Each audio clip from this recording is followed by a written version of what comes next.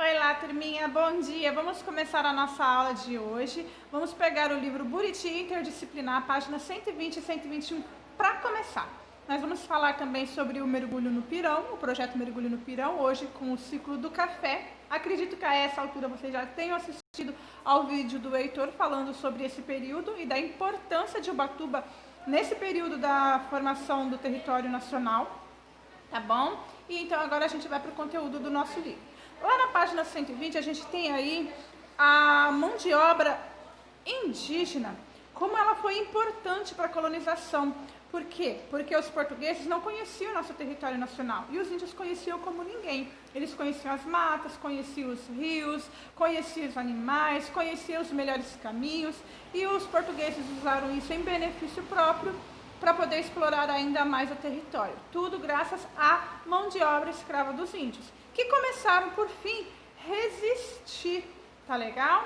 Então, aí na página 120 tem esse conteúdo. Eu gostaria que vocês lessem novamente com um pouquinho de atenção o que eu acabei de explicar, para responder essas três perguntinhas. Aí nós vamos lá para a página 121, onde está falando do quê? Sobre a resistência dos índios e dos africanos à escravidão.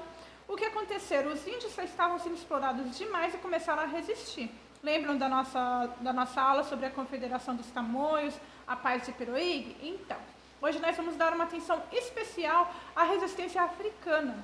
Os africanos vieram para o Brasil forçados, eles não vieram de livre e espontânea vontade. E ainda assim tiveram que trabalhar abaixo de açoite, abaixo de maus tratos, eles eram escravos, eles não tinham direito a nada, só obrigações. E foi passando o tempo e eles foram ficando cada vez mais revoltados com essa situação e começaram a tentar brigar pelos seus direitos. A condição de escravo se dava por quê? Porque eles eram vendidos. Então, muitos tentavam comprar a sua liberdade. Quem não conseguia juntar dinheiro para comprar a sua liberdade, fugia. Ou então enfrentava os colonos e durante essas fugas eles iam para o interior das matas. Lá eles formavam pequenos agrupamentos de pessoas, de fugitivos, para poder resistir à escravidão. E essas organizações que eles fizeram, a gente deu o nome de quilombos. Então eram pequenas comunidades quilombolas no interior das florestas que foram crescendo proporcionalmente, que viraram enormes civilizações. Então os quilombolas eram gigantescos com o passar do tempo. Isso entre 1600 e 1695, tá bom? Um dos principais quilombos, um dos mais famosos quilombos que existiu foi o quilombo dos Palmares, liderado por um ex-escravo africano conhecido por Zumbi dos Palmares. Ele movimentou grandes revoltas, grandes batalhas contra os colonos portugueses em busca da liberdade do seu povo.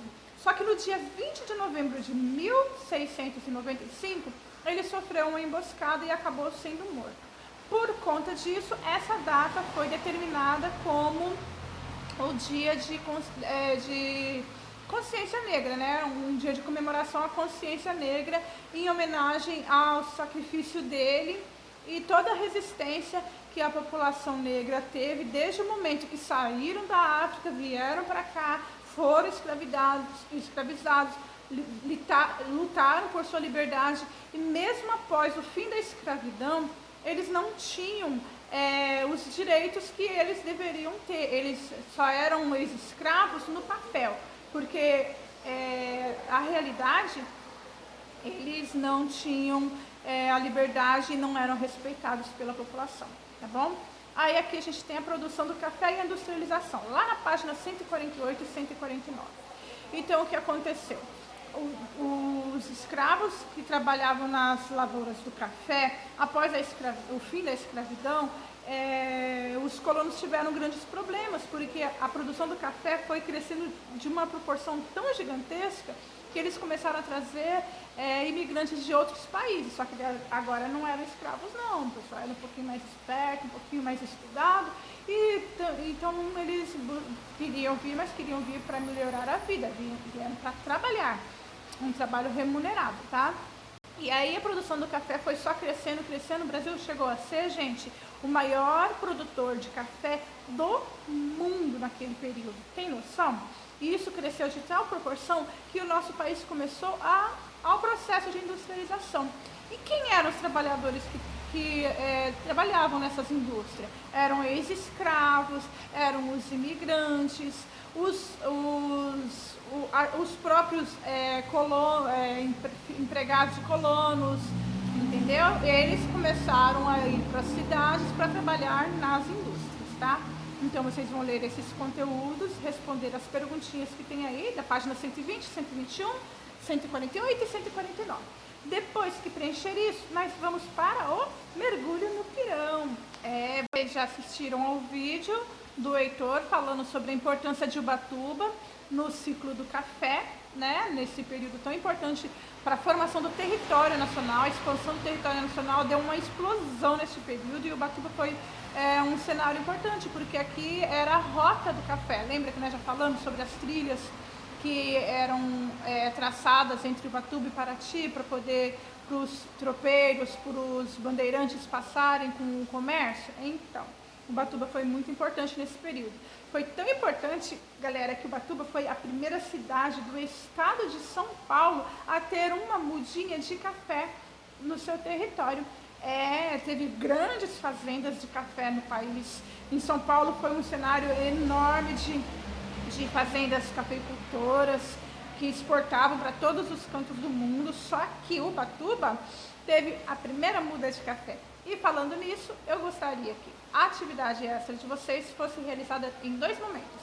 A primeira, vocês fazerem uma tirinha, igual a essa que tem aqui embaixo, sobre o dia 20 de novembro, tá bom? Uma tirinha em homenagem à resistência negra à escravidão, tá bom? E depois que vocês entrassem no site, que eu vou colocar no grupo para vocês também, falando sobre os tipos de café. Vocês vão ver o modo de preparar de 20 receitas, vão fazer uma listinha com as 5 que vocês acharem mais interessante e depois vocês vão transcrever ela por inteiro, a melhor das 5 que vocês acharem que deve ser mais gostosa, vocês vão escrever a receita na íntegra no caderninho de vocês e depois prepará-lo, gravar ou filmar o processo e mandar para mim no privado, tá bom? Para a gente poder finalizando, já estamos na reta final do nosso livro sobre o mergulho no pirão, as receitas caiçaras em cima do projeto Mergulho no Pirão. E por hoje é só, estou por aqui, se algum de vocês tiverem alguma dúvida pode me chamar, que eu tiro todas elas, tá bom? E a gente se encontra no nosso próximo episódio, Mergulho no Pirão e o livro Buriti Interdisciplinar, tá bom? Um beijo no coração de vocês, tenhamos um dia glorioso!